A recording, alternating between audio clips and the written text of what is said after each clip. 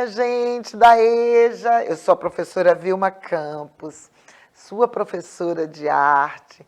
Nessa sexta-feira especial, a gente tem um tema bem interessante, que é arte afro-brasileira. A gente está fazendo essa aula também porque está se aproximando, né, o dia 20 de novembro, que é o Dia da Consciência Negra. Temos aqui Karen fazendo a interpretação das Libras, para a nossa aula ficar mais inclusiva, e vamos começando, né, a nossa aula de hoje.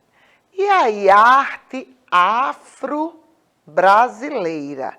O que é isso? Você sabe o que é arte afro-brasileira? Acho que na hora, assim, a gente já vem uma ideia, né? Afro, né? Alguma coisa relacionada com a nossa ascendência, né? Com a nossa origem, né? Com essa miscigenação que acho que formou o povo brasileiro, né? Com a contribuição do povo africano, que foi trazido aqui, que ajudou a constituir a nossa nação, o nosso povo. Então, se você pensou nisso, é por aí. Mas aí não é tão simples assim. Tem aí que destrinchar um pouquinho esse nó, tá? O que é essa arte afro-brasileira, né? Você vê que aí tem duas palavrinhas. Afro, que aí vai trazer essa origem, né? E o que é feito aqui também, né? Feito aqui por nós brasileiros. Então, a gente vai discutir um pouquinho isso hoje. E aí, eu queria, antes da gente pensar um pouquinho esse Dia da Consciência Negra, o que é isso? Então, é uma luta do povo, né, afrodescendente, do povo negro brasileiro. Essa luta, ela começou lá já no final, né, do século XX, nas últimas décadas do século XX, mas veja, ela só foi sancionada no século XXI.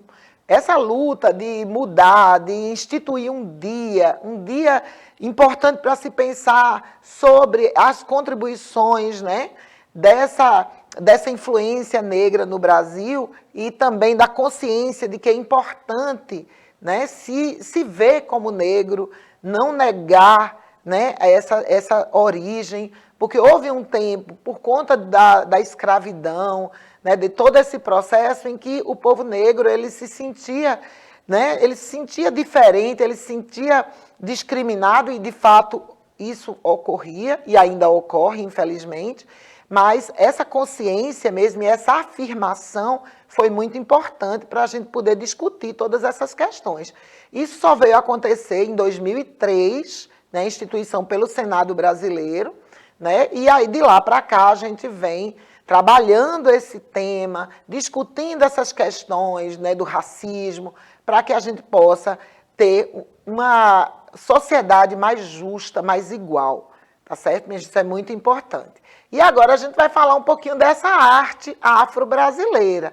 Vocês estão vendo aí uma imagem do Museu Afro-Brasil, esse museu existe lá em São Paulo, é um museu belíssimo, e ele foi muito importante nessa discussão e nessa instituição do que é essa arte afro-brasileira. Parece uma coisa simples, mas não é tão simples assim. Então, a arte afro-brasileira é a arte que é feita por negros brasileiros ou é a arte que fala sobre a questão racial no Brasil, né? O que é essa arte? Isso é importante se definir, e isso só começou a ser pensado no final do século XX, nas últimas décadas, justamente com a mesma discussão que acabou gerando o Dia da Consciência Negra. Uma coisa está ligada à outra, porque a arte ela está inserida dentro da sociedade, então ela está sempre, né, junto, ajudando também nesse processo de construção da sociedade e alinhada com as discussões. Então, no início, se pensava nessa arte aí do povo, né, afrodescendente. Então, toda a arte que era produzida, né, que foi produzida pelos povos escravizados e seus descendentes, era considerada a arte afro-brasileira. E aí a gente tem o exemplo, né, dos teares, o artesanato, né, vocês estão vendo aí mestre Vitalino aqui, nosso. Então, essas foram as primeiras manifestações da cultura afro-brasileira. Temos também o mestre Aleijadinho, lá em Minas Gerais, os povos escravizados que ajudaram na construção das igrejas e nas pinturas das igrejas barrocas, o barroco brasileiro, que teve a mão do povo negro e que é pouquíssimo reconhecido e valorizado. Então, a gente precisa trazer essa contribuição também muito valiosa e que mudou, porque eles tinham uma forma de ver, de usar as cores, que era diferente. Então, que deu uma característica bem própria ao barroco brasileiro, né? E os folguedos, as manifestações do povo, né? Através da música, da dança, dos rituais, da religiosidade. Então, todos esses folguedos, aí a gente está vendo o nosso cavalo marinho, né? Aqui uma das imagens, o nosso cavalo marinho, a imagem mais alta, né? Vocês estão vendo aí o mestre Ambrósio, na foto o Mateus, o Bastião, e há uma grande contribuição.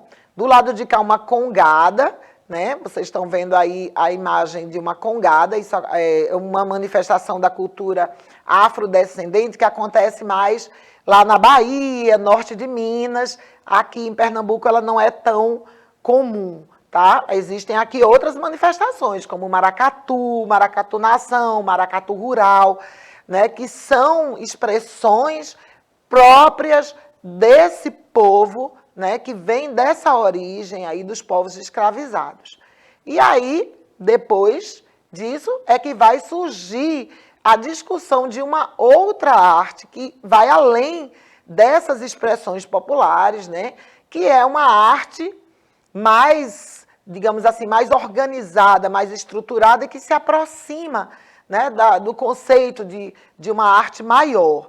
E aí há também uma influência, né, e uma participação dos povos, né, dos brasileiros que são afrodescendentes. E aí a gente vai trabalhar essa arte afro-brasileira, saindo da cultura popular para uma arte mais acadêmica. A gente vai fazer isso na próxima aula, tá? Mas era muito importante que hoje a gente fizesse esse resgate desse primeiro momento da arte afro-brasileira para a gente poder entrar para essa segunda visão que a gente vai ver na próxima aula. Por hoje é só, a gente se vê na próxima aula. Até lá!